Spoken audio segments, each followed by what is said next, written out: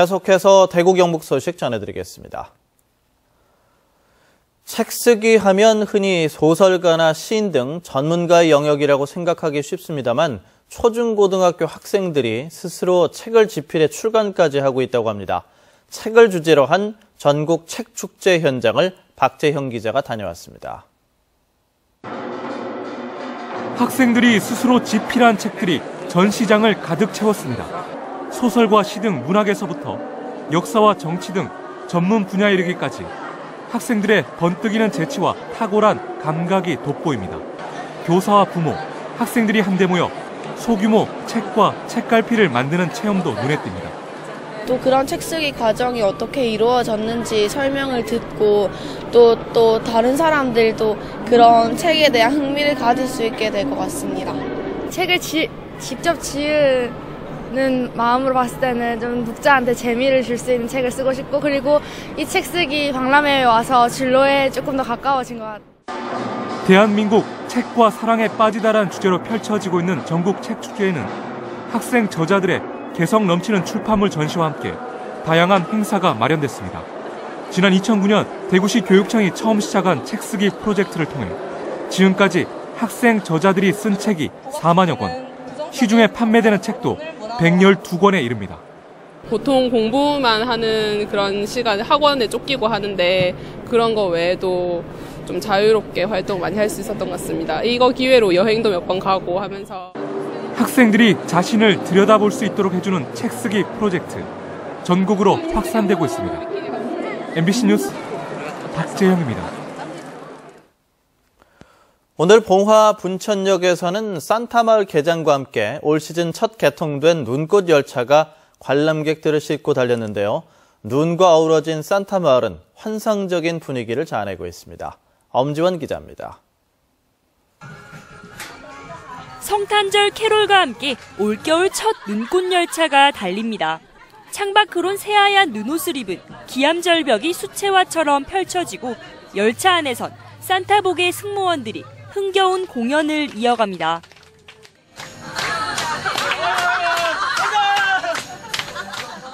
산타클로스 복장도 입혀서 이벤트도 해주고 내려서 사진도 좋은 경치 구경도 하면서 사진도 찍고 가족들하고 다시 한번 오고 싶은.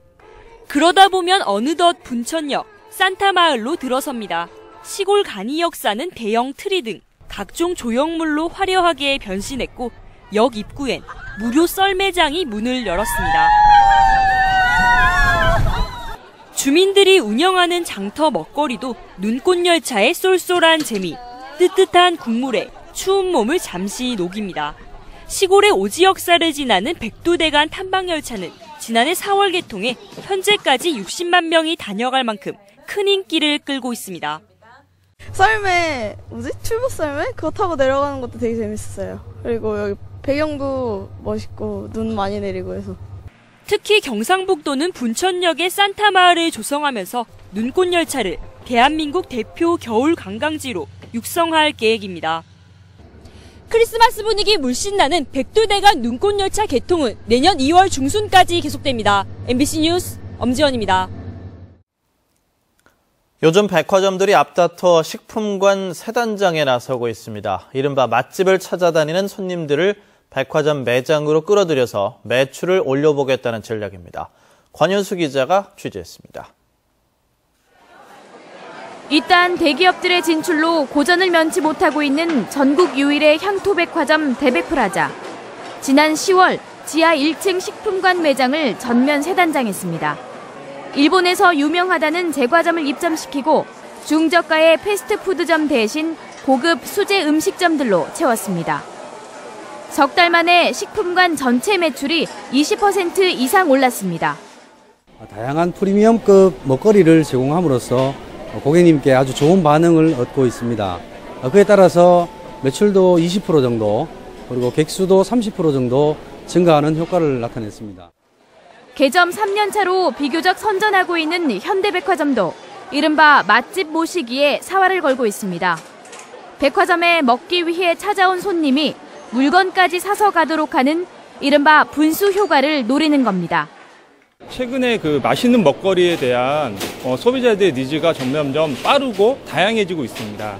그에 맞춰서 좀 더 맛있는 거를 빠르게 입점시키는 게 전체의 매출 상승에 어느 정도 기여하는지 정확한 통계는 없지만 무시하지 못하는 수준이라고 백화점 측은 밝혔습니다. 쇼핑하다가 간단히 요기할 수 있는 곳으로 여겨지던 식품관이 백화점 매출을 올리는 견인차 역할을 톡톡히 하고 있습니다. MBC 뉴스 권윤수입니다.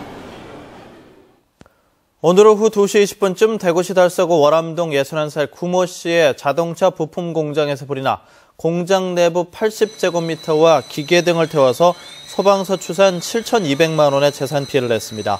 경찰과 소방당국은 사출기 하부 슬러지 더미에 연소 흔적이 있는 것으로 미뤄 기계 작동 중 불꽃이 튀거나 가열돼 불이 났을 가능성이 있다고 보고 정확한 화재 원인을 조사하고 있습니다.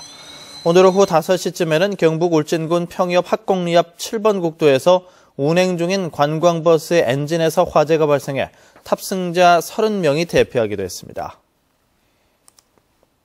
권영진 대구시장이 외국인의 대구 관광 여건을 개선하기 위해 오늘 중국인이 선호하는 모명제와 일본인이 자주 찾는 녹동서원, 외국인이 즐겨 찾는 유원지 시설을 중심으로 현장을 둘러봤습니다.